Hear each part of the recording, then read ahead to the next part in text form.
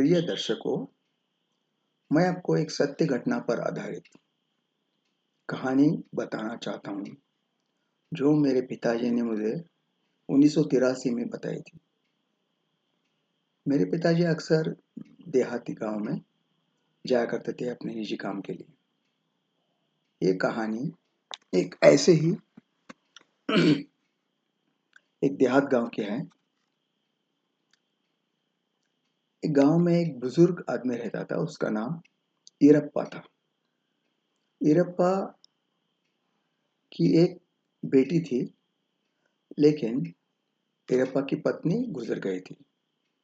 बेटी की शादी करवा दी उसने, और शादी के बाद करीब 1.5 बरस के बाद वो बेटी अपने पिता के घर आती है और दोनों मिलके रहने लगते हैं। बेटी तब गर्भवती थी जब ये आई थी तब, और फिर वो दोनों मजे से रहते हैं। करीब 1.5 महीने के बाद पिता की तबीयत अचानक खराब हो जाती है। उसको बहुत जोर से बुखार आता है और वो अपना प्राण त्याग कर देता है। लेकिन मरते वक्त, क्योंकि वो जो इरप्पा था उसका उसको तो अपनी बेटी बहुत प्यारी थी, तो मरते वक्त वो अपनी बेटी का नाम गंगव्वा गंगव्वा गंगव्वा ऐसे बोलते हुए अपना प्राण त्याग देता है। गांव वालों को ये खबर लगती है और सब इकट्ठा होके ईरप्पा का अंतिम संस्कार करने का निर्णय लेते हैं। लेकिन उसकी बेटी जो थी, अपने पिता के गुजरने के गम में वो बहुत जोर जोर से चिल्ला चिल्ला कर रोने लगती है। उसी में वो बेहोश हो जाती है। बेहोश होने के बाद उसको गाँव वाले सब पानी वगैरह मुंह पर छिड़का के उसको होश में लाते हैं और उसको बताते हैं कि हम अंतिम संस्कार आपके पिता का करके आएंगे करके। लेकिन बेटी सुनने को राजी नहीं होती। वो बोलती है, नहीं, मैं भी इस अंतिम संस्कार करने के लिए स्मशान में मैं भी आऊंगी, शमशान में। गांव वालों के लाख मना करने के बाद भी वो सुनती नहीं, एक भी बात सुनती नहीं। और फिर वो भी स्मशान में आती है और पिता का अंतिम संस्कार गांव वालों के हाथ से हो जाता है। स्मशान से सब लौटते हैं और फिर घर आने के बाद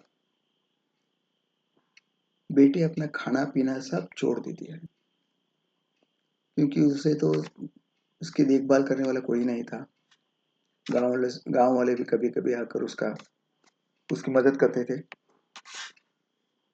लेकिन फिर भी वो बहुत अंदर से दुखी हुई थी। उसको लग रहा था कि अपने अभी जीवन में कोई बचा ही नहीं मुझे संभालने वाला। मैं ये अच्छा है कि मैं अपने प्राण त्याग दूं, ऐसे वो सोचती थी। एक दिन रात में गंगावा का पड़ोसी पेशाब करने के लिए जाग जाता है। उसको गंगावा की बेटी, जो हाल ही में एक 4 दिन पहले जन्म हुआ था उसका, वो बेटी जोर जोर से चिल्लाने लगती है, रोने लगती है। तो वो बहुत आश्चर्यचकित हो जाता है। उसको पता नहीं चलता कि कौन आया है और गंगावा कहाँ गई है। वो इस भ्रम में रहता है। फिर वो वहाँ पे घर में जाकर देखने का इरादा कर लेता है।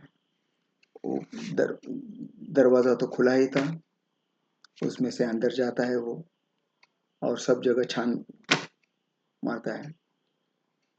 उसको कुछ गंगावा का सुराग ही नहीं लगता है। फिर बेटी तो रो रही है, गंगाबाई गायब है। फिर वो और 10-12 आदमी को जगा के सब गंगावा, उनको संशय आता है कि गंगावा ने आत्महत्या कर ली होगी, नहीं तो कहीं पर आत्महत्या करने के लिए गई होगी। तभी गांव वालों के 2 गट बन जाते हैं। एक पूरब की तरफ जाता है, एक पश्चिम की तरफ जाता है। सब हाथ हाथ में मशाल लिए हुए ऐसे पकड़ के गंगावा को ढूंढने के लिए निकलते हैं। ढूंढने की जगह अभी सब खेतों में, कुओं में, नदी के किनारे, पहाड़ के बगल में जहाँ पे दरिया थी वहां पे सब जगह ढूंढने लगते हैं। फिर भी उनको गंगावा का कुछ पता नहीं चल रहा। हताश होके फिर वो अपने घर चले जाते हैं। दूसरे दिन गांव वालों देखते हैं कि गंगावा की लाश पड़ी हुई है कुएं में।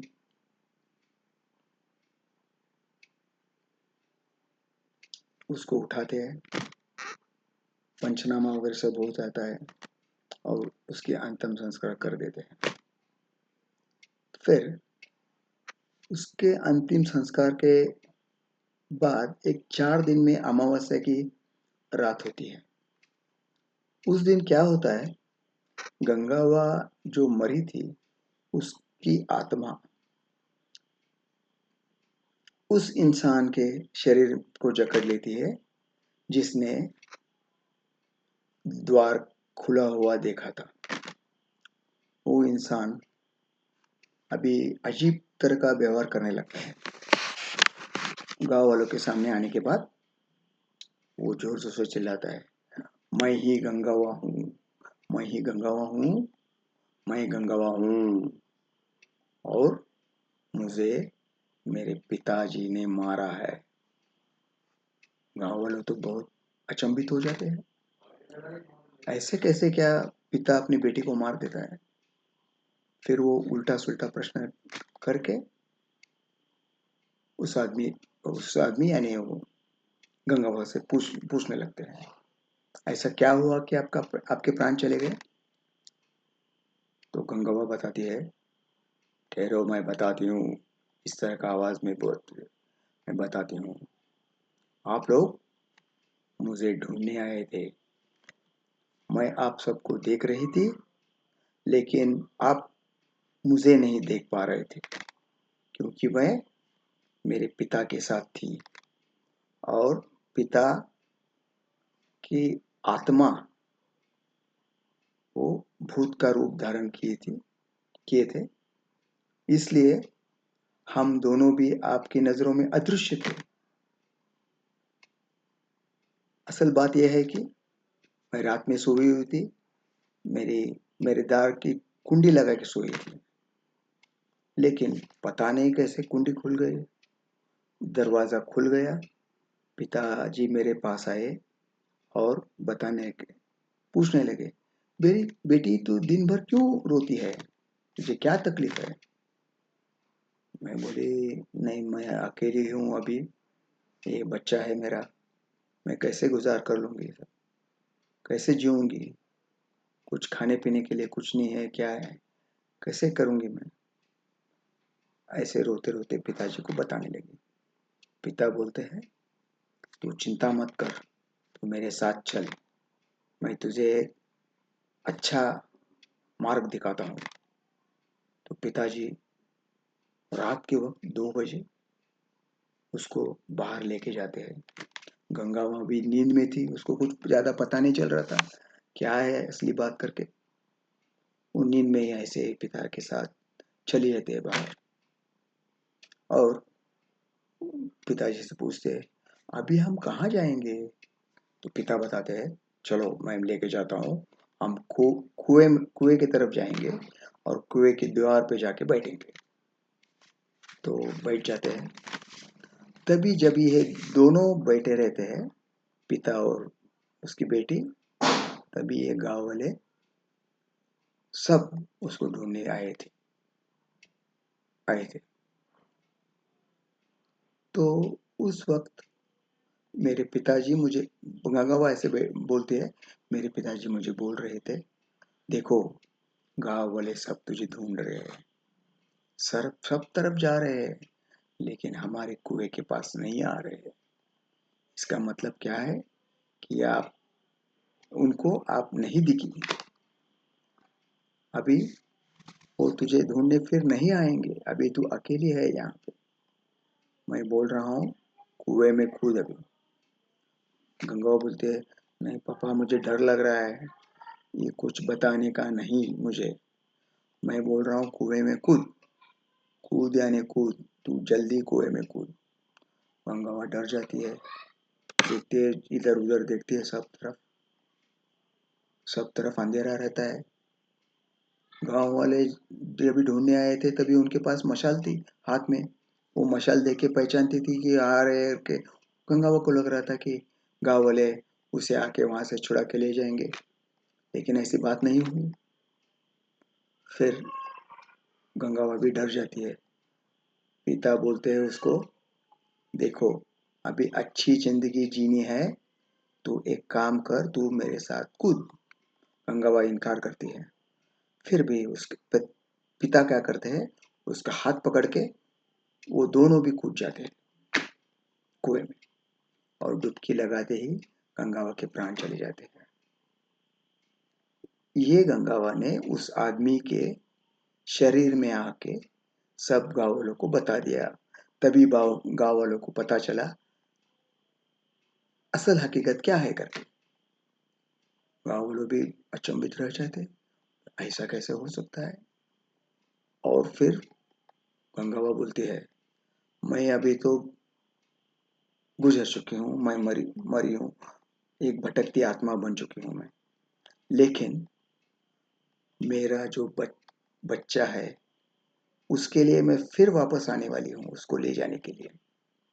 आप देखते रहो, ये बेटे को मैं 3-4 दिन में लेके जाएंगे। गांव वाले क्या करते हैं, उस बेटे को अपने घर में लाके रखते हैं। फिर एक 2-3 दिन के बाद ही बेटे को बुखार आ जाता है। बच्चे को बुखार आने के बाद उसे सरकारी हॉस्पिटल में एडमिट कर देते हैं, लेकिन उसका कुछ फायदा नहीं होता। बच्चे को भी जोर से डिसेंट्री लगती है और उसी स्थिति में बच्चे अपना प्राण छोड़ देते हैं।